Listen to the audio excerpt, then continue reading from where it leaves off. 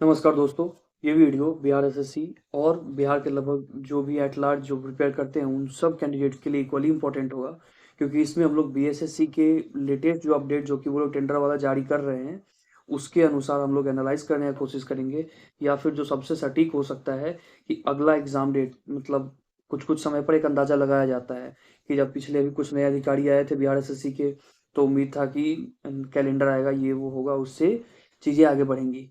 लेकिन ऐसा कुछ हुआ नहीं। जो आया भी वो या तो इंटरनल था या फिर किसी तरीके से वो प्रकाशित नहीं हुआ। जो वेबसाइट है आयोग का वहाँ प्रकाशित नहीं हुआ।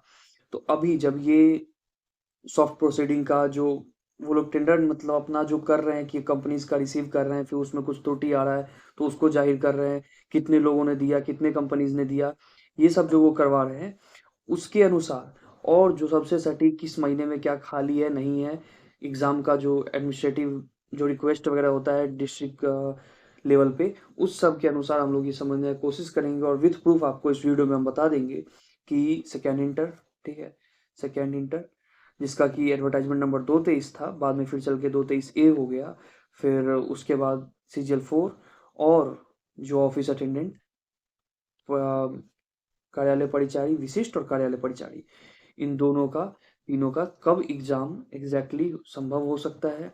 और अगर हम लोग थोड़ा पहले मान लेते हैं और तैयारी को उस हिसाब से एक्सपेडाइट कर देते हैं तो उससे फायदा ही है, घाटा नहीं है। ठीक है, तो हम लोग शुरू करते हैं। इसलिए वीडियो को एंड तक देखना जरूरी है। कल ये अपलोड हुआ था लेकिन कुछ सॉफ्टवेयर एन्कोडिंग का इशू आ गया जिसको कि हम रिजॉल्व करने की कोशिश किए, लेकिन फिर उतना वक्त नहीं हो पाया इसको, इसलिए दोबारा फिर फ्रेश रिकॉर्डिंग करना पड़ रहा है। तो काइंडली आप लोग इस एफर्ट को समझिए और वीडियो अंत तक देखिए। चैनल पर वीडियो काफ़ी समय बाद आया है तो मेक श्योर करेंगे कि आप लाइक करें ना करिए, कॉमेंट ज़रूर करें कि हाँ आपको क्या ये सही लगता है, या डेट इस टाइम पे एग्जाम हो सकता है नहीं हो सकता है, जो कुछ भी आपके मन में है, ये चीज़ है। अब देखिए दोस्तों, ये जो है डायरेक्ट एग्जाम नोटिस नहीं है, बिल्कुल नहीं है, बल्कि ये इंटर डिपार्टमेंटल जो वो लोग प्रोसेस को आगे बढ़ा रहे हैं, ये उसका डिटेल्स है। ठीक है, ये एक ऑफिशियल टेंडर प्रोसीडिंग पीडीएफ है। इसमें बीएसएससी ने रिक्रूटमेंट प्रोसेस के लिए एक सॉफ्टवेयर एजेंसी सेलेक्ट करने की प्रक्रिया जो है अब काफ़ी आगे तक वो ले जा चुका है, मतलब वो फिल्टर कर रहा है किसका क्या सही है किसका नहीं सही है। 8 कंपनीज ने अप्लाई किया, ठीक है, जो कि इसमें दिखता भी है। ठीक है, 8 कंपनीज ने टोटल अप्लाई किया। 8 अप्रैल को टेक्निकल बिड ओपन हुआ, क्रोनोलॉजी समझिए। ठीक है, 5 कंपनी इसमें क्वालिफाई हुई। ठीक, 5 कंपनी इसमें समहाउ क्वालिफाई करती हैं, और 27 अप्रैल यानी कल इसका बिड ओपन होगा। तो इससे पहले ये इंफॉर्मेशन काफी क्रूशियल बन जाता है कि अब जब ये खुलेगा उसमें किस तरह का उसको आयोग को पसंद आता है, किसका नहीं आता है, किसका सही लगता है। इसका सीधा मतलब है कि बीएसएससी जो है Please subscribe to our official Telegram channel @thepager. वो रिक्रूटमेंट प्रोसेस को ऑन कर चुका है, और सीबीटी एग्जाम का भी यहीं पे आपको क्लू मिल जाएगा कि क्या इसमें कई जगह मेंशन भी है कि वो जो अलग अलग तरीके का वो चीज़ हाँ ना करवा रही है कंपनी से, क्या आप ये प्रोवाइड करते हैं ये प्रोवाइड करवाते हैं, उसमें सीबीटी या क्वेश्चन क्रिएशन का भी चर्चा है। तो डायरेक्ट ये भी मान लेना 100% कि ओएमआर बेस्ड ही होगा। ये हो सकता है कि फेल चल जाए, क्योंकि हो सकता है इनमें से कोई एक एग्जाम या लगभग सारे ही वो सीबीटी पे करवा ले, कंप्यूटर बेस्ड एग्जाम करवा ले। इसके लिए अब सवाल है एस्पायरेंट्स को इससे क्या फ़ायदा, ये जो एग्ज़ाम का जो प्रोसेस शुरू हो गया है। तो देखिए बीएसएससी को जब भी इतना बड़ा लार्ज स्केल का एप्लीकेशन आता है जैसे कि इंटर लेवल, ठीक है, हम इंटर का बार बार इसलिए नाम ले रहे हैं क्योंकि यही शुरुआत था इधर रिसेंट टाइम्स में, पिछले 5-10 साल में कोई बड़े लेवल का रिक्रूटमेंट जिसका कि एप्लीकेशन बीएसएससी ने एक्सेप्ट किया हो। तो देखिए एप्लीकेशन पोर्टल वो लोग ले रहा है, इसमें बदलाव करवा रहा है। ठीक है, एडमिट कार्ड के सिस्टम में बदलाव करवा रहा है। उसके बाद जो एग्ज़ाम सेंटर लोकेशन है उसमें भी वो देख रहा है कुछ कुछ चीज़। ठीक, एग्ज़ाम सेंटर का जो है वो भी वो लोग पता करेंगे जब उनको एडमिट कार्ड अगर अगले महीने से या मई से या जून से वो देना शुरू कर देंगे, तो वो सेंटर भी ढूंढेंगे फिर अपने लिए। इस पीडीएफ से क्लियर सिग्नल मिल रहा है कि एग्ज़ाम अब डिले मोड से एग्जीक्यूशन मोड में आ रहा है। और अब सबसे इंपॉर्टेंट बात, एग्ज़ाम कब होगा। ठीक, कि सब और उसमें भी शुरू करते हैं हम लोग। तो पहले इंटर का ही बात करेंगे क्योंकि जो फर्स्ट कम फर्स्ट, जो ऑर्डर में पहले था उसका पहले, फिर उसके बाद वाला, फिर सबसे अंत वाले का, ठीक। तो जो इंटर लेवल है, सेकेंड इंटर लेवल 223 या 223 ए है, ठीक। यह आपका लेट जून से मिड जुलाई, इसमें आप एक्सपेक्टेड बिल्कुल रख सकते हैं कि 29 जून से 20 जुलाई के आसपास में। उसमें अब 2-4 दिन कम हो या ज़्यादा हो, डिपेंडिंग कि अटेंडेंस कैसा जाता है, ठीक है। लेकिन अटेंडेंस कैसा भी जाएगा, उनको तो सबके लिए वो मान के चलना है कि हाँ इतने-इतने दिन में, जैसे अभी एईडीओ का हुआ, तो भले ही 42% या 50% के आसपास की किसी दिन 47% अटेंडेंस गया, लेकिन वो लोग ऑर्गेनाइज़ सभी के लिए करते हैं, ठीक? सेंटर उतना ही अलॉट होता है। उसके बाद आता है बात कि सीजीएल 4 का, ठीक? देखिए, स्वाभाविक सा बात है कि इंटर लेवल के बाद होगा, तो जुलाई एंड से अगस्त फर्स्ट हाफ, ठीक?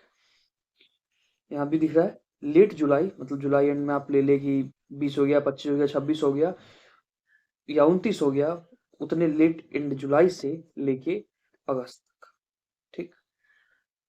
और उसमें भी ये 16 अगस्त, ये इसलिए भी हम इतना इसको आप बता रहे हैं कि हाँ 16 अगस्त तक, क्योंकि ये एक एडमिनिस्ट्रेटिव जो खाली होता है उस समय एग्जाम का के लिए भी, जो एक हायरार्की सिक्योरिटी का देखना होता है, सेंटर अवेलेबिलिटी, 10 तरीके की चीजें होती हैं, रैंक एंड फाइल से पूरा गुजरता है चीज, तो उसके लिए। उसके बाद ऑफिस अटेंडेंट, देखिए ऑफिस अटेंडेंट और स्पेशल दोनों उसी में आ जाते हैं, उसके लिए कोई अलग बात नहीं है। ये आप अगस्त 26 रख सकते हैं, ठीक। 2026 अगस्त में ये भी हो जाएगा, और मोस्ट प्रोबेबली मिड अगस्त से लेके ये मंथ एंड तक। एप्लीकेशन इसमें भी बहुत है, लेकिन फिर भी क्योंकि जो इसमें तो स्वाभाविक सी बात है, और 10th पास ही एलिजिबिलिटी है, तो एप्लीकेशन बहुत ज़्यादा है, इसलिए ये भी कंसिडरेबल समय तक लंबा ही चलेगा, ठीक। मतलब अगस्त 26 मिड से एंड अगस्त, ये ऑफिस अटेंडेंट का, ठीक। ये रहा। उसके बाद अब फाइनल मैसेज कि अब समय उतना ज़्यादा नहीं है, कंपटीशन बहुत ज़्यादा हाई है। ये वो आयोग है, ये वो एग्ज़ाम है जहाँ पे कट ऑफ का जो परसेंटाइल है वो आप देख सकते हैं जनरल कैटेगरी का, तो मतलब कितना ही हाई जाता है। तो आपको मान के उसी को चलना है, आपको उसी बेंचमार्क का तैयारी जो है वो करना है। तो कंपटीशन हाई है, और सीरियस प्रिपरेशन आप अभी से आप करना, जो भी आपने पढ़ा है उस सबको अपना एक फाइनल रूप देने का शुरू करें। हम जानते हैं कि एडमिट कार्ड आना, एग्जाम डेट अनाउंस होने पे ही एक जो एस्पायरेंट है उसका वो मोड एक्टिव होता है, लेकिन आप कर नहीं सकते हैं। हम लोग उतना ज़्यादा, ये बिहार का आयोग है और यहाँ पे इतना मौका नहीं मिलता है सेंट्रल की तरह कि आप उतने हाईली पार्टिसिपेट करेंगे, ट्वीट करेंगे, ये वो उस सबसे उतना ज़्यादा इफेक्ट नहीं पड़ता है, ठीक है। इसलिए अब मई मंथ से आप फुल मॉक टेस्ट देना शुरू कर दें। वो भी क्यों हम ऐसा बता रहे हैं कि हो सकता है कि मई एंड से, मई मिड से मई एंड तक आपको एडमिट कार्ड वो जारी कर दें, वो लोग जारी करना शुरू कर दे कमीशन, ठीक है, बीएसएससी। उसके बाद क्योंकि जो बैक एंड एक्टिविटी है वो क्लियरली इंडिकेट कर रहा है कि बीएसएससी अब एग्जाम कंडक्ट करवा के रहेगा। अगर आप चाहते हैं कि हम नेक्स्ट वीडियो में एक्सपेक्टेड सिलेबस, स्ट्रेटजी और 60 डेज का प्लान लेके आए, तो कमेंट करके बताएं। और जो कोई भी सही गलत कुछ भी ओपिनियन है उसको प्लीज़ मेक श्योर करें कि आप कमेंट करें, क्योंकि चैनल पे वीडियोस इधर कम आए हैं, तो उसका नीड रहेगा, ठीक है। एंड दूसरा ये है कि कमेंट बॉक्स के आसपास आपको एक मिलेगा जिससे कि एक हाइप का बटन होगा, उससे आप प्लीज़ वीडियो को हाइप कर दें, जिससे कि थोड़ा चैनल का रीच अच्छा हो जाए। या फिर आप जानते हैं आप सभी कि हम लोग पर्पस का ही सिर्फ वीडियो बनाते हैं, और बिहार स्टूडेंट्स के लिए 70th बीपीएससी से लेके अभी तक वेलफेयर में हम लोग बने हुए हैं, ठीक है। धन्यवाद। मेक श्योर करेंगे कि आप जो टेलीग्राम चैनल है अपना वो ज्वाइन कर लें, जो इसी यूज़र नेम से है, ठीक है, इसी यूज़र नेम से है, द पेजर से ही। और बायो में, चैनल अबाउट में मेरा इंस्टाग्राम है, अगर आपको किसी भी तरह की डाउट हो तो आप वहाँ भी मैसेज कर सकते हैं, ये उसका यूज़र नेम, ठीक है। धन्यवाद।